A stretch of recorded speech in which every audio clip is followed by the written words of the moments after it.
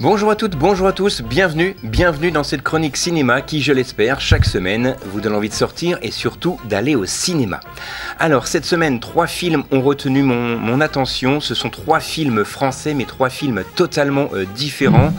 On va passer d'un film plus ou moins politique, on parlera également d'un film complètement inclassifiable et un chef-d'œuvre pour moi, un très bon film français.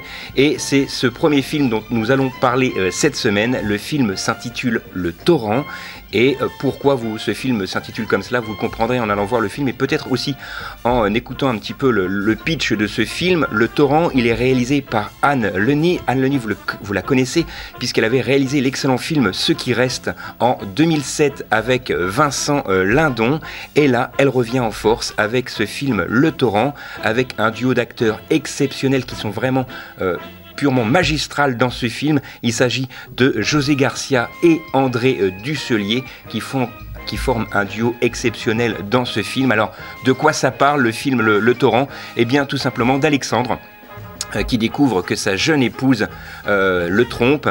Ils ont une violente dispute, elle décide de quitter le domicile conjugal et elle s'enfuit. Elle fait une chute mortelle dans la nuit. Le lendemain, les pluies torrentielles, d'où le titre du film, ont emporté le corps et forcément les soupçons vont se porter sur Alexandre, qui est ici interprété par André Dusselier. Un film formidable que je vous conseille d'aller voir. Il est réalisé par Anne Lenny et il faut savoir que la plupart des scènes sont assez courtes, ce qui donne beaucoup de rythme au film et beaucoup d'intensité. Le suspense est vraiment insoutenable, c'est vraiment un film français comme je les aime. Je vous en rappelle une dernière fois le titre, Le Torrent.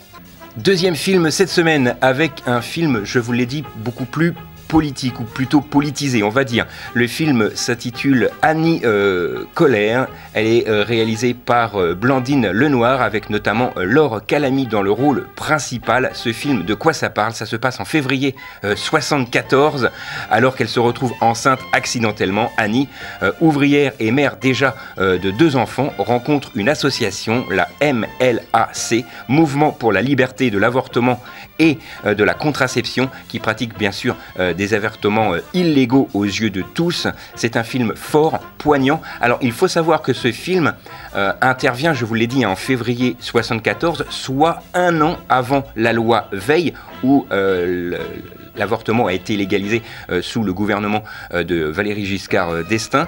Et c'est Simone Veil qui a donc promulgué cette loi. Et justement, le mouvement, le MLAC, a contribué de manière décisive au changement de la loi sur l'avortement. Un film exceptionnel qui sort également cette semaine. Je vous en rappelle le titre, Anne Colère. Alors il faut savoir quand même que sur ce film, les scènes d'avortement sont assez, on va dire, caractéristiques et assez bien explicites, voilà, pour dire les mots comme ils le sont. Donc c'est un film fort, poignant, allez le voir, mais quand même âme sensible s'abstenir puisque ça parle d'un sujet assez délicat. Dernière sélection pour moi, alors là c'est un film complètement inclassable, même il est impossible pour moi de vous donner carrément un résumé de ce film. Si je vous donne déjà le nom de réalisateur, si vous le suivez un petit peu, vous aurez tout de suite compris. Il s'agit de Quentin Dupieux. Quentin Dupieux nous a habitués à des films complètement inclassables. Je pense notamment au Dain avec Jean Dujardin, où là il avait une veste sur lui et dès qu'il portait cette veste en daim, justement, il se sentait un petit peu invincible, intouchable. Il avait également réalisé un film qui ressemblait plus ou moins à une pièce de théâtre qui s'appelait Au Poste. Ce film était aussi complètement un ovni. Voilà, moi je sais pas comment les classer ces films, et encore une fois, ici il revient avec Fumée fait tousser. Alors brièvement le film, c'est une brigade qui se défend contre une tortue démoniaque, et ces justiciers se font appeler Tabac Force et ils reçoivent l'ordre de partir en retraite pour renforcer la cohésion de leur groupe. Donc là voilà, ça part complètement en sucette. Il y a des acteurs vraiment exceptionnels dans ce film. Il y a Gilles Lelouch, Vincent Lacoste, Jean-Pascal Zadi, Benoît Poelvoorde, etc., etc. C'est vraiment un film inclassable. Si vous voulez passer vraiment un bon moment, mais en même temps être complètement dérouté parce qu'on ne sait pas comment le film va se terminer, on ne sait pas dans quel sens le réalisateur veut nous emmener. C'est vraiment la force de Quentin Dupieux, encore une fois.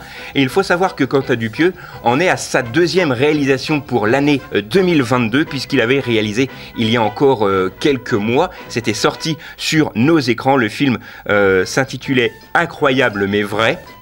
C'était un huis clos autour d'une table où des amis, lors d'un repas comme ça, faisaient une révélation exceptionnelle et complètement déroutante. Il revient donc ici avec son nouveau film et son deuxième film. C'est assez rare pour un réalisateur d'avoir deux films dans la même année. Le film ici cette semaine s'intitule Fumer fait tousser et c'est un film forcément que je vous conseille.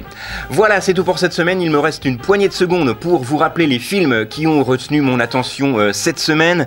Il s'agissait du film Le Torrent, avec notamment José Garcia et André Dussolier, avec un duo vraiment exceptionnel dans ce film et un suspense insoutenable.